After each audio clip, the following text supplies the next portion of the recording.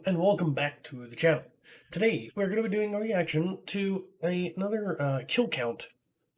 And today it's Dr. Sleep from 2019, brought to you in part by Dead Meat. So, without further ado, a 3, a 2, a 1.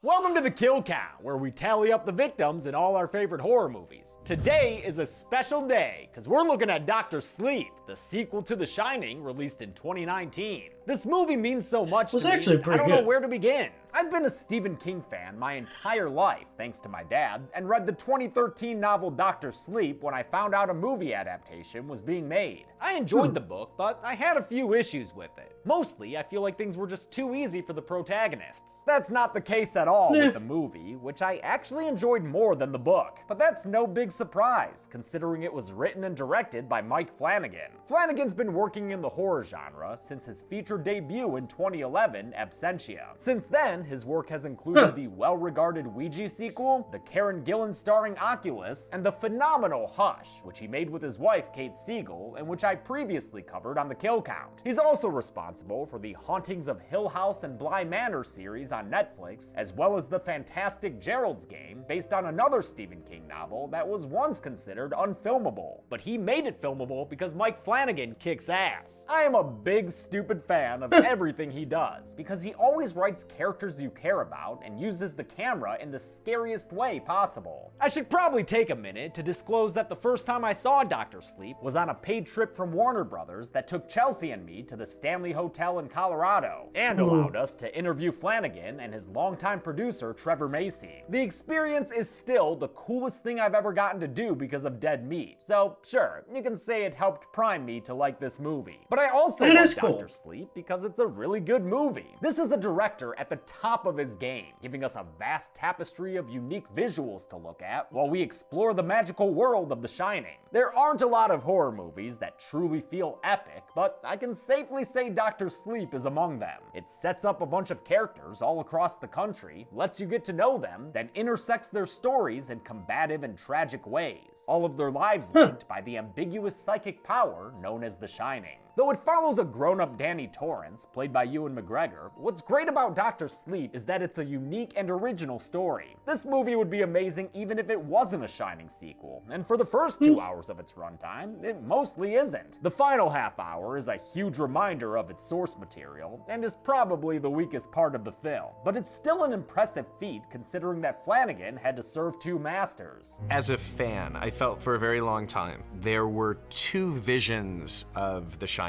that seemed to be in competition within the minds and hearts of a lot of fans. The Stephen King Shining, and there was the Kubrick Shining. The man pulls it off because he's a goddamn virtuoso. I consider us all lucky to live in a world where Mike Flanagan makes horror movies. One last note, I'll be using the theatrical version for the kill count, but I've also watched the director's cut, which adds almost an entire half hour of extra footage. And guess what? That version's even better. So expect a cut comparison in the next few months. 2.5 hours is still plenty of time to kill people, though. Let's see how many.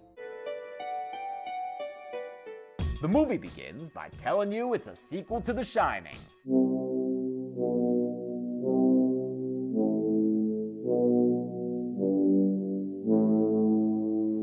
It's already won me over, I'll be honest. In 1980, a young girl named Violet, played by Violet McGraw, young Nell in The Haunting of Hill House, encounters a flower-picking singing lady who might make a good friend. Well, hi there. Yeah, that's friendly. This is Rose the Hat, played by Rebecca Ferguson, in a fucking phenomenal performance. And what's with the hat? Don't worry about it, it's her hat. Rose is doing a trick for Violet when she hears a noise from the woods. Don't worry, that's my friend. You're missing the trick. Yeah, Rose the Hat's got a lot of friends, and they're here because Violet is special, as in the house special. It's the special ones that taste best. Rose grabs Violet's arm and her posse swarms the young girl, killing her off screen. If you're glad it was off screen because it was a little kid, I've got some bad news for you. But first, some good news. Title card! We're back at the Overlook. Title And though card! things may look familiar, every frame of footage in this film is a new shot. Except for 3, which I'll point out later, but Just think about that. Flanagan had to recreate the entire Overlook interior, which, if you remember from The Shining kill count, was a big friggin' deal. What Danny Torrance saw in room 237, namely Mrs. Massey, the naked ghost lady, continues to haunt him even after escaping the hotel. She and other Overlook ghouls have been harassing him at home, even hanging out in his bathroom when he's trying to take a tinkle. Guess you'll just have to hold it, little man. Oh, you couldn't hold it. Thank God Wendy's there to give him a soggy pee hug. Danny hasn't spoken since the Overlook incident, but that changes when the ghost of Dick Halloran shows up. The least he can do for that guy is have a conversation. I mean, he was the one who taught Danny what the shine is, after all. And someday, Danny Torrance, you'll teach someone else. Since this story focuses more on the shine than even The Shining did, Dick's got a lot of shine-splaining to do. He says the shine is an energy that can be used as food by dark things, like the Overlook. And since Danny shines brighter than anyone he's ever seen, the Overlook ate it all up, nom nom nom. And if you're still confused as to what exactly the shining is, it's,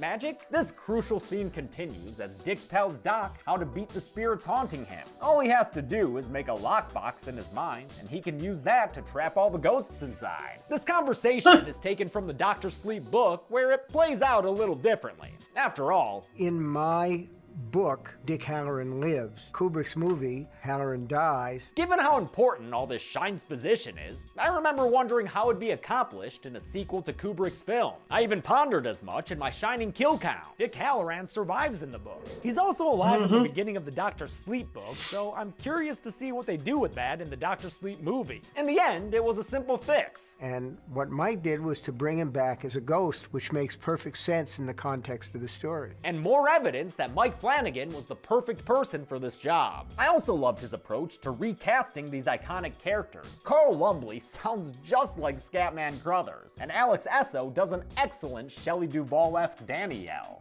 Danny! But Flanagan didn't just want imitation. Yeah, he did really good at character, not necessarily of actor. So it's fine Yeah. that Roger Dale Floyd doesn't look exactly like Danny Lloyd. You can still tell it's Danny Torrance, just like you can tell Alex Esso is Wendy. It is very big shoes to fill. I think that Shelley Duvall's performance in that is the closest thing to a perfect performance in something. Well, you did great, Alex. That night, while watching TV, He picked some Dan good goes to actors. the bathroom And actresses. to I'll go give him down. that. And I don't mean the drain. Dan the man marches right up to the rotting naked woman and shows Mrs. Massey his mind box, which she does not find pleasant at all. Damn, Doc's a big kid now. And 31 years later, in 2011, Doc's a man who gets into bar fights and wakes up next to naked chicks. Whoa, that naked chick, Deanie, is played by Chelsea Talmadge, who was Steve's shitty friend Carol in Stranger Things. The night of debauchery has left Dan pukey and poor, so he decides to steal cash from the sleeping woman. An immoral act that just got a whole lot immораler. The ghost of Dick appears and chides him for stealing from the mouth of a hungry babe, but it doesn't stop Dan from leaving with the cash. In a Long Island movie theater, a man meets with a young woman played by Emily Allen Lind, who we've seen as Melanie in the Babysitter movies. The 17-year-old actor is playing a 15-year-old named Andy, who uses her uniquely persuasive powers to put perverts like this guy to sleep. Sleep.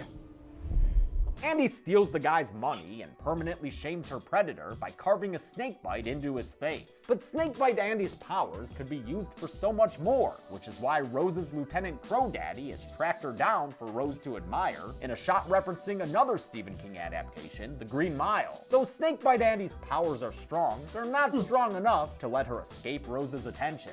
You want to let me go? No, no, sweetie. No, I don't. Now we're in the granite stage. Damn. I told you, this movie's sprawling, where Abra Stone is celebrating her 5th birthday with her parents. Like I said, I have Liz seen and this Lucy. movie, The and birthday I girl enjoy it a can't lot. help upstaging the magician, shocking her parents when they find out that she's made all the spoons hang from the ceiling. But it's hard to eat a good meal hanging upside down, so Abra drops the utensils, and the resulting crash stirs a drunken Danny awake and gives Rose the hat a shiver that puts a smile on her face. Not that she wasn't happy already. I mean, she did just pick up a pusher. You can push people. Rose wants Andy to push for them, and in exchange, she'll provide a whole lifestyle, one that will allow Andy to age so slowly, she'll still be a teenager in a few hundred years. Eat well. Stay young. live long. Laugh, love. Wait a minute. Andy's brought to the beach for a ceremony where she meets Rose's crew, including Grandpa Flick, played by Carol Struyken, who was Lurch in the Addams Family movies and fucking terrifying in Gerald's Game. Andy lies back into Rose's crotch, which reminds me that they made love in the book, and with a sermon from Flick, the group agrees to tie Andy's life into theirs, the true knot. To induct Andy into the true knot, Rose breaks out a thermos full of violet shine, which they call steam. Ready to get steamrolled, Andy? All right, shotgun, little buddy. Andy breathes deep and undergoes a terribly painful process called turning that knocks her out. When she wakes up, it's to daylight, illuminating the True Knots caravan and their whole boho chic vibe they got going on. You know the True Knot rolls them RVs into Burning Man every year. Rose welcomes Andy to her new life with the knot, and when Andy asks if she's still human, Rose says it doesn't matter. Do you care? After hitting rock bottom, Dan takes a bus north to a town in New Hampshire called Fraser that, in a hilarious camera reveal, has a smaller version of itself in the town square. It's called Teeny Town, built by neighborhood kids and overlooked, no pun intended, by Billy Freeman, a wonderful man played by Cliff Curtis, who's in a ton of shit, including Deep Rising, Fear the Walking Dead, and The Meg. Billy sees that Danny's a stranger and recognizes him as a man in need, so he hooks him up with a sweet loft to stay in, one that's already furnished and has a chalkboard wall. Nice. Why are you doing this? You don't know me. No, I don't. But I know the look. I'm glad that Dan's found a new friend. Cause it's Right? hard Yeah. to have good conversations Dan. with people like Dead Oh, God. Dee, who only ever wants to talk about how dead she is. They haven't found us yet. I'll take Deanie's word that her and her poor baby have died of overdose and starvation, their bodies still rotting where Danny left them. And if you don't want to see a dead baby, don't look, because that is one creepy baby corpse. Aw, no! The encounter nearly drives Dan to drink, but he instead hits up Billy, who immediately takes him in, because Billy's the fucking best. He takes Danny to an AA meeting run by Dr. John Dalton, a character who's much bigger in the book. Good call for the adaptation, but it's too bad we don't get more Bruce Greenwood, who is Gerald, he of the game, as well as the only man good enough for Joan Holloway. Dr. John gives Dan his day one token, as well as a job opportunity in a scene shot just like Jack's interview at the Overlook. Since Dan says dying people don't really bother him, John gets him a job at a hospice as an orderly. He works there with an adorable kitty named Azriel, and taking after its namesake Angel of Death, as he always knows when a patient's about to go. Not a bad last sight to see, I suppose. Dan comforts this guy by saying dying's just like going to sleep, and that earns him the titular moniker. Back to sleep. Doc may not have a PhD, but he does have the shine, which he uses to soothe the dying man as he leaves the land of the living. On his way out, he exhales a bit of steam, because remember, Dick said that everyone's got a little shine to them. Most of them just don't know it. Of course, Dan's got a lot of shine, and now that he's in New Hampshire, his shine is discovered by the nearby Abra, who writes to him on his chalkboard and giggles that she's found someone special like her. With a job and a pen pal, Dan's able to remain sober for the next 8 years, because we just jumped some time, motherfuckers, and now it's 2019. He's still doing his Dr. Sleep job, assuring dying patients like Charlie here that there's more to life after death. And while we don't see Charlie die, I'm still counting him because Azzy never lies, okay? She's a good kitty. Over the past 8 years, Dan and Abra have kept up occasional communication, keeping both of them in higher spirits than the members of the True Knot, who nowadays are looking a little worse for wear. Stop coughing on my burger, Grandpa. God! The Knot has been going hungry for steam, since that's what these shine vampires need to sustain themselves. We feed on children. We eat the steam. Crow Daddy's been trying to track them down some food, Crow but Daddy. is worried there's not as much steam in the world these days. He says it might be getting dulled down by cell phones and Netflix. Crow's played by Zahn McClarnon, an actor of Punk Papa Lakota descent, who was also Hansi in Fargo Season 2 and the subject of the single best hour in Westworld. Love seeing him here as an evil love interest. Although the Knot's steam supply is getting pretty low, Rose breaks out a canister to help the ailing Grandpa Flick. And sure, the rest rest of you can get in on it too. Go ahead and huff this kid dust. To re-up their supply, Crow's been tracking a shiny Iowan kid named Bradley Trevor, played by Jacob Tremblay, who we saw in The Predator. He's a real talent on the diamond, as explained by an onlooker played by Danny Lloyd, who was the original Danny Torrance. Lloyd had only ever played a single other role after The Shining, and instead of acting, he became a biology professor in Kentucky. Unfortunately for Bradley Trevor, OG Danny ain't the only one in attendance at this game. While walking home, Bradley is approached by the True Knots van, and Snakebite Andy slithers into the boy's brain, convincing him to come with them. They take him out to an old abandoned plant and tie him down to the ground for a memorably horrific scene wherein Jacob Tremblay gives a devastating performance. No, please let me go. I won't tell, please. His cries don't work on Rose, who tells him the more afraid he is, the better his steam will taste. Are you gonna hurt me? True to her word, she begins torturing the child to provide her family a feast. It is truly difficult and disturbing to watch, and although Jacob Tremblay was just fine filming the scene, it wasn't as easy for the people playing his assailants. The actors playing the True Knot, who had been full of swagger before the camera rolled, was like, yeah, we're gonna go kill this kid. We're the monsters.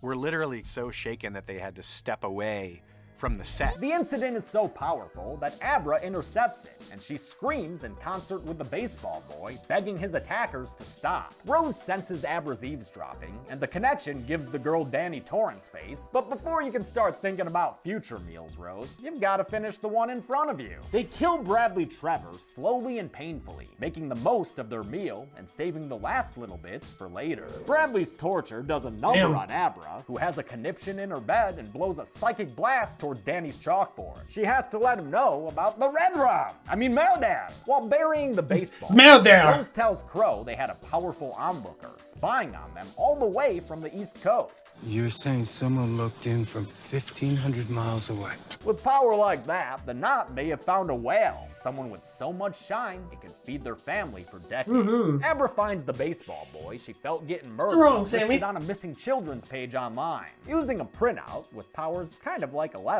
she's able to see the whole road trip he was forced to go on, including exactly which plant his murder took place at. Fuck, I love the overhead shots that are in a weird frame rate. They look so cool. This is one of the movie's many strengths, creating visuals just as fantastic as the powers in this world. The wondrous sights continue as Abra looks for the murderers out her window, and when she doesn't find them there, well, she just drops right into their bodies, because now she's somehow an observer inside Rose the Hat. Rose feels the psychic intrusion and looks into a reflection, allowing her to use the connection as a two-way. That gives her a glimpse of Abra's current view and even allows her to interact physically, though not for very long. Get out! Well, you were at the grocery store, Rose. Makes sense you found some food. Rose gets back to the Knot and tells Crow Daddy that their onlooker has more steam than they could have ever possibly anticipated. Is she food or do we turn her? Great question, Crow, but Rose doesn't want that kind of power around competing with her. She'd much rather they yum eat her up. Abra skips school the next day and takes a bus to Fraser, then instinctively heads to Teeny Town to meet the train conductor, Dan the Man Torrance. With a brain-to-brain hello, Abra lets Dan know who she is, and they take a seat together on a park bench. You can hear me. Let's use our outside voices, all right? She's excited to find another person who has magic, or as Dan tells her, shine. When I was a kid, I didn't understand the shining. I called it Tony. Abra says the baseball boy also had the shine until it was eaten by the bad people as they tortured and murdered him. She wants to find the boy's body and bring his murderers to justice, a lofty goal for a teenager, but one that's believable thanks to Kylie Curran, who beat out more than 800 other young actresses to get this role. She does a great job as Abra, especially in her scenes with Ewan McGregor. And we're a good team, I think. But Dan doesn't want to get involved and tells Abra to stop shining so the bad folk won't find her. It's some cowardly advice that earns him a visit later that night. A visit from a ghost! But it's just dick, Doc, not an overlook ghoul, so put those boxes away. You wouldn't want to put your dick in a box. Dick's visiting Dan for the first time since he saw him in Deanie's decrepit apartment 8 years ago. Has it been a long time? Can't tell. This world is a dream of a dream to me now. Man, I love this scene and the way it drives home how otherworldly the afterlife is. Dick tells Doc that he needs to help Abra, just like he helped Dan all those years ago. Then he says that this is the last time Dan will ever see him, and just like that, he's gone. God, that hits hard. We get another spectacular scene, possibly the film's most visually stunning, when Rose the Hat sits atop her trailer and astral projects herself into the night sky. With the soundtrack reduced to a heartbeat and heavy breathing, she flies high above the ground, trying to feel out exactly where Abra is. Honing in on the location, she slowly glides down from the sky and makes footfall on Abra's street. Fuck, this movie looks so cool! Oh man, and it just keeps going, as Rose hops on up to the side of Abra's house and drops in horizontally through the window. I cannot get over these effects. Inside Abra's room, which is really her brain, maybe? Rose finds a wall of memories, which reminds me of another Stephen King story, The Wild-Ass Dreamcatcher. But Abra's memory warehouse is actually a hand catcher, because this was a trap laid by this little nightmare. He said you'd come back. Abra's disguise here is scary as hell to me, but I guess it's a reference to the Rooster Teeth anime Ruby's character, Emerald. Abra had a Ruby poster in her bedroom shown earlier, which I believe was a set deck suggestion from Kylie Curran herself, since she's a big fan. With Rose trapped, Abra invades her mind and starts rummaging through her memories to learn more about her. Rose escapes in a signature Mike Flanagan way, with some serious, nerve-wracking hand trauma. The effects for this degloving were done by prolific makeup artist Bob Kurtzman and his wife, Marcia King Kurtzman. They both had plenty of practice, since they did a similar effect in Gerald's game. It's old hat to us now how to mangle hands. We're getting really good at it. With this, Rebecca Ferguson joins the esteemed company of Carla Gugino and Flanagan's wife, Kate Siegel. It's an honor to have your hand savaged in a Mike Flanagan film. Rose is able to stumble away from the trap. Just the way and that she tumble on says out it. through the roof. All the It's way an back honor to to her have her trailer, hands where she quickly savaged learns by she's not the Mike only one there Flanagan. with a problem. Grandpa Flick is in bad condition, because unlike what Andy mistakenly thought she signed up for, the True Knot energy vampires are not completely immortal. I said, live long, eat well. Since they haven't been eating well, Grandpa Flick's about to die of hunger, bringing an end to a life so long he once feasted on gladiators in Rome. I love learning about the extent of his longevity, revealed by Rose in a riveting eulogy. And they trembled in their villages and beds and skyscrapers.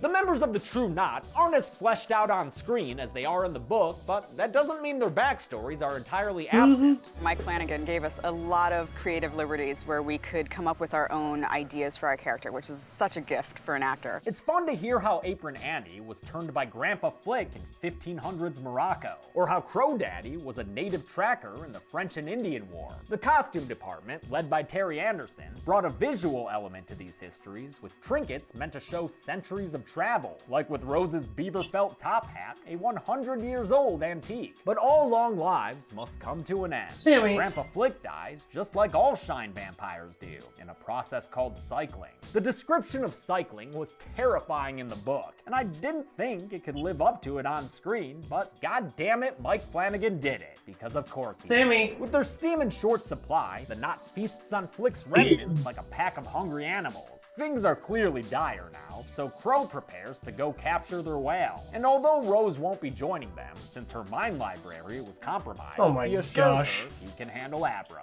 The bird cannot deal Abra with tells me Dan trying to about her record. encounter with Rose Don't know and why. asks him to go find the baseball boy's body in Iowa. Dan asks Billy for help with the task, and although it's a long drive, Billy's a fucking bro. They start Bro. driving west, with Abra checking in on their progress by astral projecting into the back seat. She tells Dan about her visit to Rose's mind, but when she briefly tries it with him, she sees his boxes and the overlook. Dude, your brain house is scary. After a full day of driving, Billy and Dan Spooky. reach the planet, and even though Dan's getting directions from a teenage girl that Billy can't see, he's still supportive enough to help dig, because that's just the kind of guy Billy is. Dan's proven right when they find a foot. And you know what feet are kinda like? Hands. And you know what hands usually go with? Faces. And you know what? Oh, he puking. The unearthing of this evil rocks Billy to his core, and he puts his faith completely in Dan. Abra's father, understandably, doesn't trust Uncle Dan as much. Your Uncle Dan?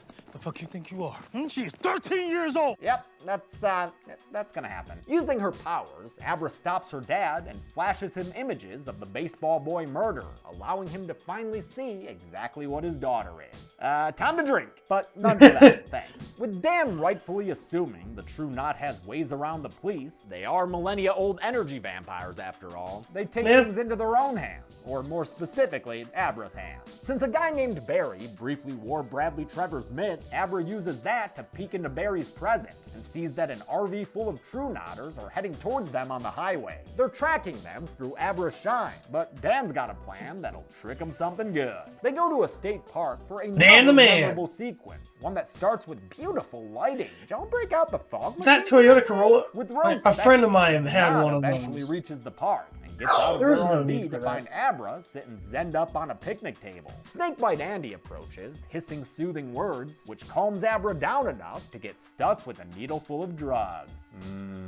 That was easy. Unless... Blast! Bested by the bunny once more! Shots ring out from Dan and Billy in the trees, and since the True Knot is also armed, well, there was a firefight! Andy books it back to the RV as the rest of the knot is gunned down one by one. Rose anguishes from afar as her entire clan is killed, each of them getting shot and falling to the ground and cycling out of this world until they're nothing but steam. Delicious, delicious steam. The minor True Knot characters were played by Mike Flanagan regulars, most of them having acted in The Haunting of Hill House. Robert Longstreet, who was Barry, played caretaker Mr. Dudley. Catherine Parker, Silent Sari, played Poppy Hill. And Selena Andrews, Apron Annie, played Luke's counselor Paige. Matt Clark, who played Short Eddie, wasn't an actor at all, but he did work on Hill House as the set medic, his regular job. I thought it could be fun too to have someone who isn't an actor, and Met just ate it up. Finally, Diesel Doug was played by Mike Flanagan's brother James, which, yeah, I mean, dude looks just fucking like him. Dan approaches the RV door where a lack of bullets gives Andy an opening. She's able to briefly put Dan to sleep and is just about to murder with some misandry. Fucking men. When she's shot by Billy coming around the RV. Another shot takes her down, but she's still got enough life to push out two final words. Kill yourself. Oh no, not you, Billy! No! Billy, no! Billy, the best dude ever, is killed by a suggestion of suicide, and Snakebite Andy is able to see and laugh about it before dying herself and turning into steam.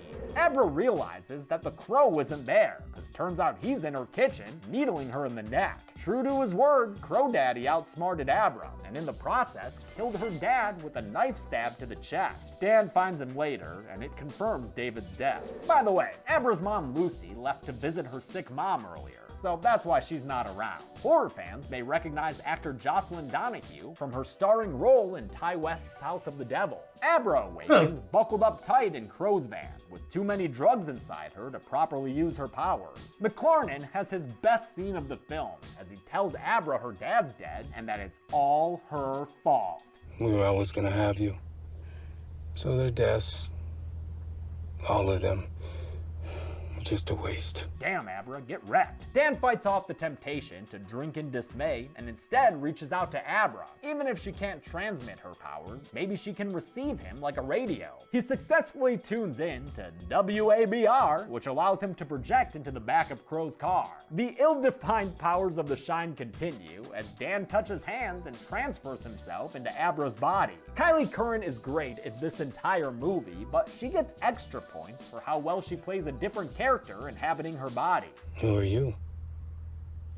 I'm the guy that killed your friends. And that guy's got another trick up his sleeve, one that'll make Crow wish he had worn his seatbelt. Dan crashes the car into a tree and sends Crow Daddy through the windshield, evoking a scream of anguish from Rose hundreds of miles away. Abra, now in control again, walks up to the dying Crow Daddy and coldly tells him that she hopes his death hurts a lot. Well, I think you're in luck, little lady, because he does not look like he's having a good time. Abra receives a projected visit from Rose, but now fully confident, she doesn't let it slow her down. It's painful. It just looks painful. Uh-oh, Rose is breaking out the good stuff. I guess she might as well just suck all that steam herself. Not like there's any True Knot members left alive to share it with. Dan and Abra reconnect and take off for Colorado. If Rose is coming for a fight, he's gonna choose the venue. There's a place Place that's dangerous for people like us. And that means it's probably dangerous for Rose, which might just give them a chance. This marks a turning point in Dr. Sleep. After an hour and 50 minutes of being mostly its own story, it's now going to very much be a sequel to The Shining. Appropriately, this is when we get the only recycled footage, the gliding shot over Wild Goose Island and 2 shots of the Torrance Volkswagen driving along Going to the Sun Road.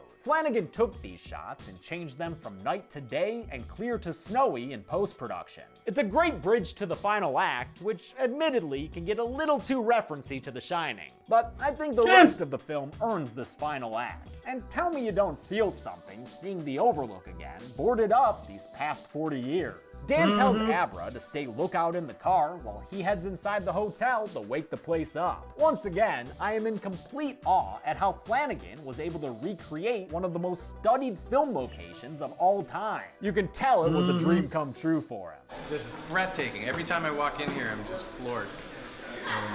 It's like walking into your own memory. He spent 6 weeks building sets from the actual blueprints used for the Kubrick film. Wow. And underwent what he called forensic film school as he That's tried to really recreate cool. iconic shots and angles. All hands were on deck to bring the Overlook back to life, down to the most minute and specific detail. Prop master Scott Nifong was able to find the exact model typewriter Jack Torrance used, and recreated the all work no play pages, even though they barely appear in this movie. Seems like everyone was happy to do the work, especially Mike Flanagan. Like me, he's been a King fan since he was in the 5th grade, and he clearly had a ball making this film. Dan gets the boilers running, which was part of his dad's job as winter caretaker, even though we only ever saw Wendy doing it for him. Then he takes a stroll down memory lane, visiting hallways more Grady girl free these days, and his family's one-time apartment, including the infamous bathroom door. Here's Obi. His last stop is the Gold Ballroom, where he takes a seat at the bar just like his dad did all those years ago. Slow night, Mr. Torrance. Not for long, I imagine. The bartender once again identifies himself as Lloyd, but that is hashtag not my Lloyd. It's Jack Attack Torrance. And in case you weren't sure, he proves it by complaining about wives and kids. A man tries. He provides. But he's surrounded by mouths. And a family. A wife. A kid. Those mouths eat time. They eat your days on Earth. Classic Jack. Though this scene is an original creation for the movie, Jack Torrance's spirit does appear in the book, so Flanagan always knew he'd have to cast someone for the role. Jack Nicholson was never approached since he effectively retired after his role in the 2010 box office bomb How Do You Know? That left Flanagan with the options of recasting or doing some kind of weird digital face replacement thing a la Rogue One Grand Moff Tarkin. It was always going to be controversial, no matter what we did. He decided to cast Henry Thomas, who, as a child, was Elliot in E.T., and as an adult, was the patriarch in Flanagan's Hill House series. Thomas shaved his head to match Nicholson's high hairline, and though it was a tough role to fill, he deserves major props for doing a Jack Torrance that didn't just become a Jack Nicholson parody. Although the original film's performance was basically a Jack Nicholson self-parody. Flanagan wrote this to convince King to give this movie his blessing. It showed the author that the filmmaker understood The Shining's themes, how the hotel was a metaphor for addiction, and how Jack Torrance was a man terrified of hurting his own family if he didn't fix himself. It was a personal story for Stephen King, who wrote The Shining when he was a practicing alcoholic. Functional, but practicing. Writing Dr. Sleep Functional, gave him a but chance practicing. to approach the same material as a new, sober man, and this film adaptation allowed him to reconcile some things with Kubrick's Shining, which he notoriously disliked, calling it chilly. The biggest change that we made was to the third act, which in the novel takes place on the campground that used to be the site of the Overlook Hotel. And so the pitch was, let's keep the hotel alive so that we can stage that final battle in the Overlook itself. And the trade-off is, we're changing the ending of Dr. Sleep, but we're changing it to be the ending of The Shining that King never got to see made. Unlike his dad, Dan rejects the free ghost drink, so he's sober when Abra sees Rose coming around the mountain. Rose gets to the Overlook and steps inside, where she gets a good look at their world-famous blood elevators. Give them a hand, folks. That's a lot of blood. Rose likes it. That's the a lot of elevator blood. was one effect Flanagan couldn't accomplish practically. It was just too expensive to do the same way Kubrick did, so they recreated this sequence digitally. Rose finds Dan and Abra Wow. standing on the staircase in the Colorado lounge, and as she threatens them from Jack's super productive writing spot, they launch into their plan with 2 pairs of white eyeballs. Together, they transport Rose into the Overlook hedge maze, which, wow, looks like they've really expanded it over the years. Glad to see the hotel taking pride in its hedges. Rose follows Abra's footprints to the center of the maze, where she finds the young girl waiting to do a Mortal Kombat teleport attack. Oh, with a friggin' shank. After a few of those, Rose puts an end to that, and is just about to monologue her way inside a lockbox when she realizes that this isn't Abra's mind at all. Fuck this noise, Rosie out! Sorry, Dan. Nice try, though. How the hell did we miss you? Probably the booze. She approaches him Right. and offers a long life of eating well and staying young. His answer is to swipe at her with an axe, but he's no match for Rose the Hat. She stabs him in the leg and tosses him down the stairs in an impressive fall performed by McGregor's stunt double, Stephen Atkinson. Love seeing behind the scenes footage like this. It lets us see the hard work put in by the stunt team led by Chuck Borden. She pounces on him and thumbs out some delicious Danny steam, seasoned by a long life of trauma. You taste like whiskey. She gets a tad too high off his painful memories, and when she goes snooping towards his boxes, Dan's happy to open them for her. They're starving. The horde of hungry Overlook ghouls attack Rose the Hat, shunting at her face to get that sweet, sweet steam. Together, they kill her, which happens a bit too quickly for my liking. She's one of my favorite villains ever. But in the end, she cycles away, leaving nothing but a cloud of steam and a free hat for the taking. The ghosts then turn their attention back to their favorite boy. Hello, Danny. And Hello, swarm Danny. him too. This is when I think the movie goes a bit too far with the Shining references. I'm fine with the possessed Dan chasing Abra with an axe because that actually comes from the Shining novel. Only it was Jack Actually. chasing Dan. But I don't think we needed to hear Horace Derwent again, Great party, isn't it? especially after Dan already referenced that line earlier. Great party, isn't it? Abra goes into room 237, home of the mossy Nakey lady, who was played by Sally Hooks, wearing 5 hours worth of makeup. Oh my God. Hilariously, she often forgot what she looked like with the nude prosthetics, and would sometimes sit around set with her robe undone, looking indecent even though she actually wasn't. I forgot. Dan finds Abra, but breaks free of his possession, That's tells funny. her to run away so he can Blow this pop stand. blow it up. She runs outside, and although the hotel tries to use Dan to turn the boiler off, he resists and takes a seat to watch it break down instead. Flames spread out and block his exit, committing him to this sacrifice. But at least he's not alone here. His ghost mom Wendy shows up to spend his final moments with him. They're together again, content, as the Overlook burns down around them. Sometime later, Abra chats with the ghost of Dan, who's visiting her just like Dick used to visit him. He apologizes for what he told her when they first met, that she should keep her head down and her shining to herself. Shine on, Aberstone. You shine on. And I think that crazy diamond will, since she confesses to her mom that she talks to ghosts now, but frames it in a comforting way, just like Dr. Sleep himself. We go on. In a lesser movie, I might find this ending kind of cheesy, but here it feels in line with Flanagan's trademark tone, a kind of melancholic optimism. There can be no horror if there isn't caring and love. That's very important, and I think a lot of filmmakers miss that, and Mike doesn't. Mike understands. The movie ends with Abra heading to the bathroom. Like to get young that Danny kind of Flint. admiration She's from, ready to box up you know, Mrs. Massey as Midnight with the Stars and You plays Yeah. us out. Whew, that was a big one. I think we earned ourselves some numbers. After all, that was a great kill count, wasn't it? Excuse me. Oh god, dude.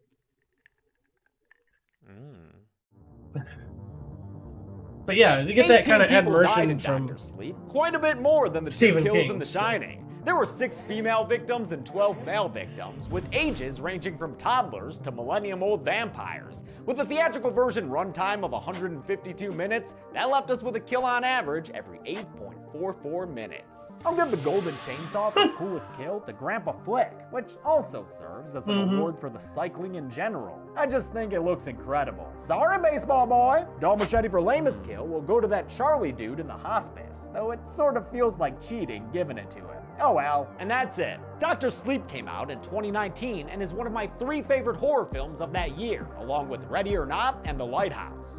The Lighthouse was good. That was a good movie.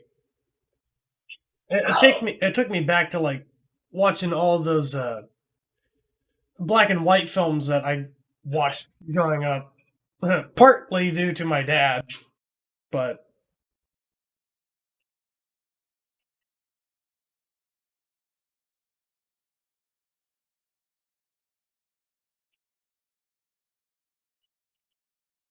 anyway. Oh man, I was trying not to yawn throughout that.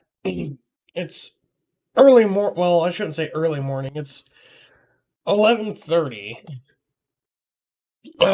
And I like got up a little bit ago, so just trying to